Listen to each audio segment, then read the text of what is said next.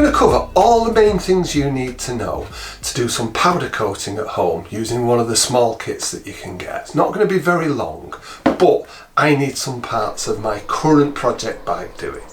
If you look at past videos, you'll see I might have done some longer ones on powder coating when I've been doing things on other bikes. The parts I want to do are basically all of the smaller parts, things that I can handle in what is basically a domestic oven.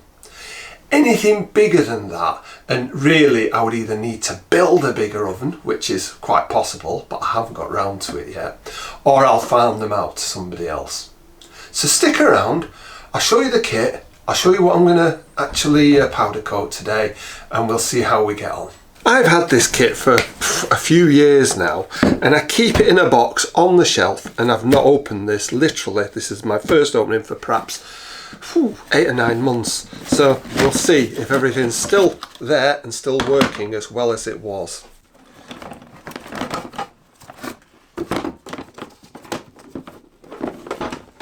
This is basically what you get.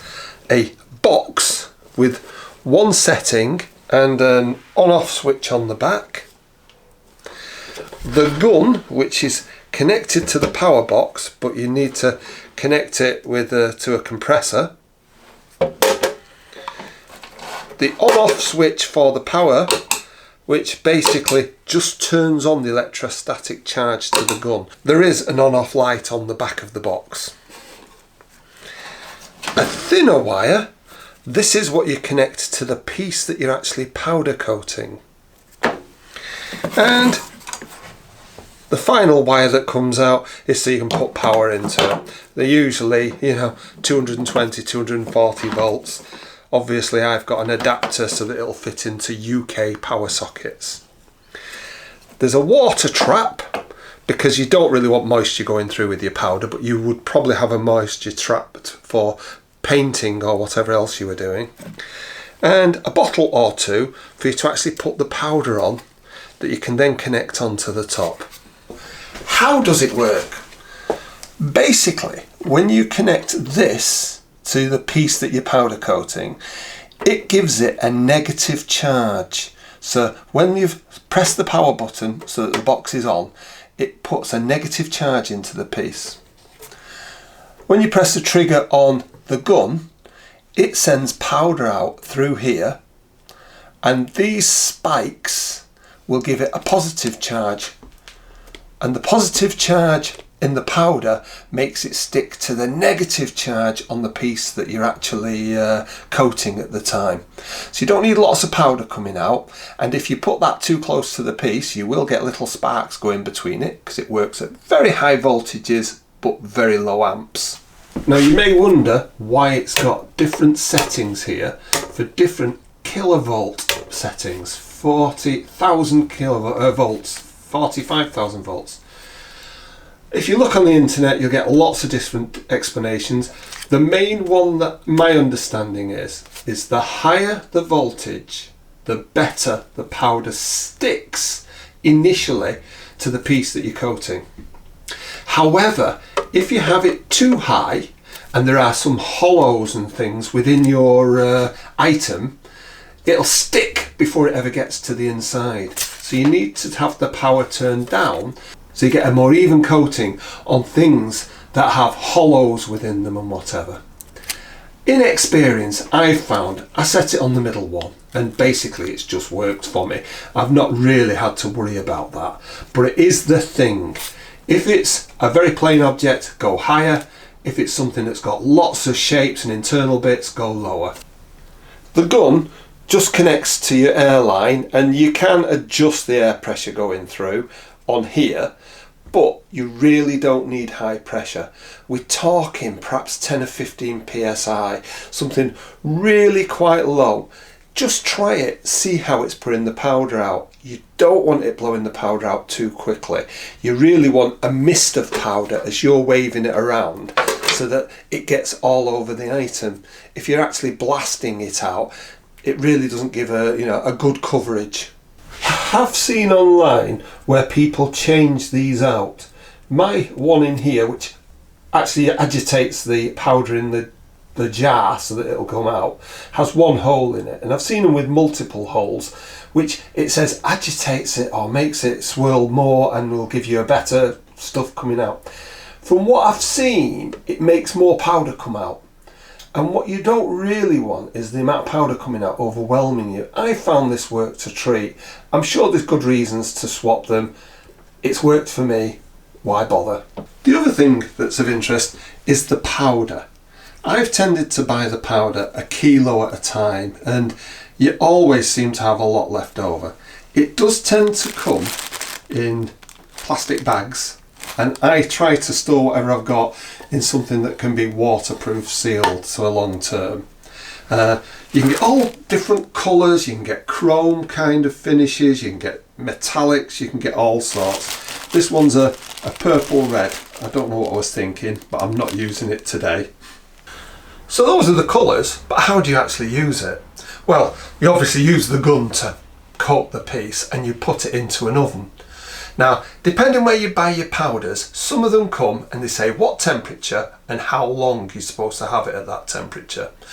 My rule of thumb has been, because a lot of powders I've got, I've just been given the powder and no sort of instructions whatsoever. My rule of thumb has been 190 degrees Celsius to 200 degrees Celsius. That's 375 degrees Fahrenheit up to about 390 Fahrenheit.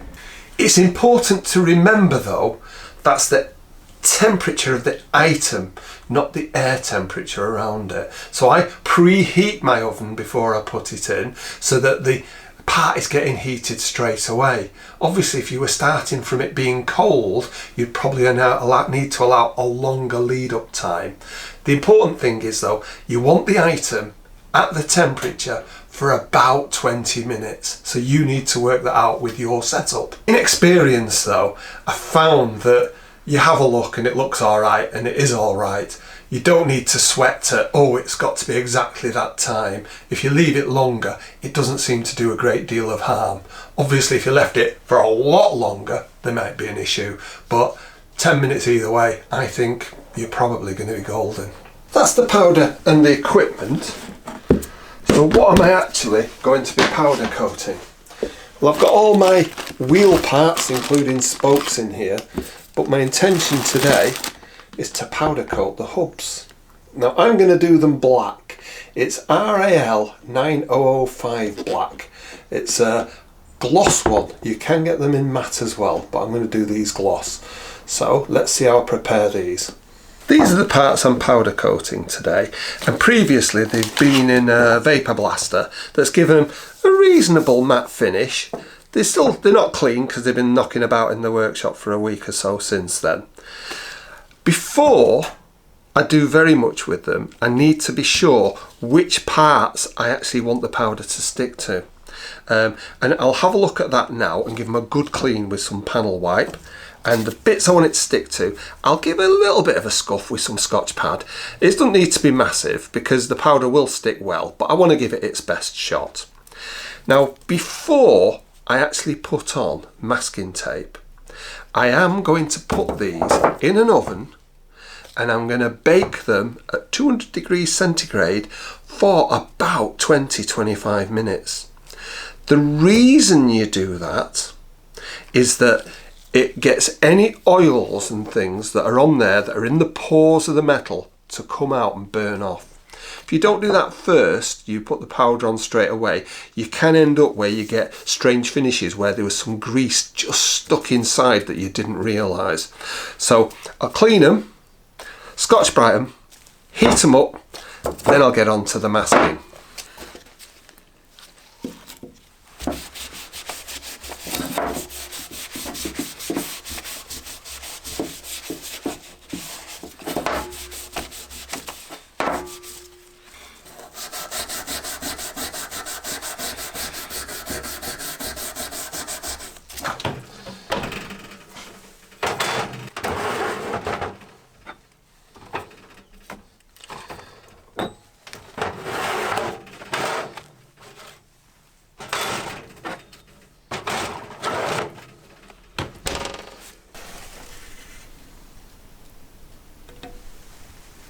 Having cooked them for 30 minutes and then left them for 20 minutes or so to cool down. I'll now move them so I can put some masking on them.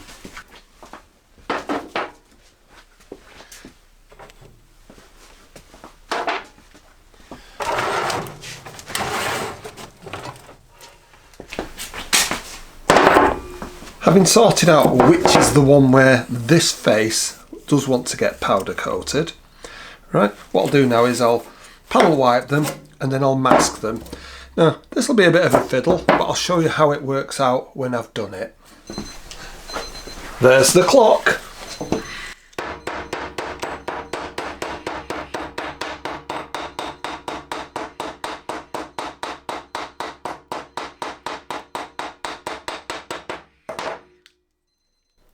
That's how you make this nice neat edge.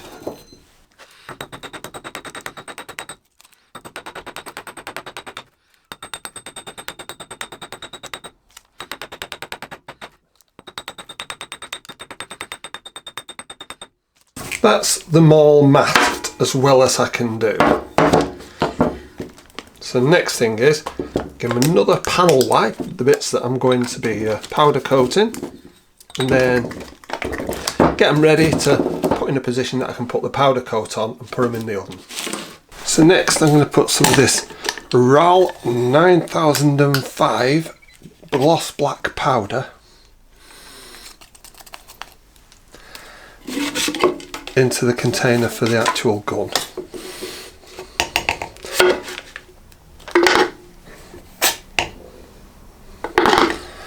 You can be generous putting it in here because whatever you don't use you can put back.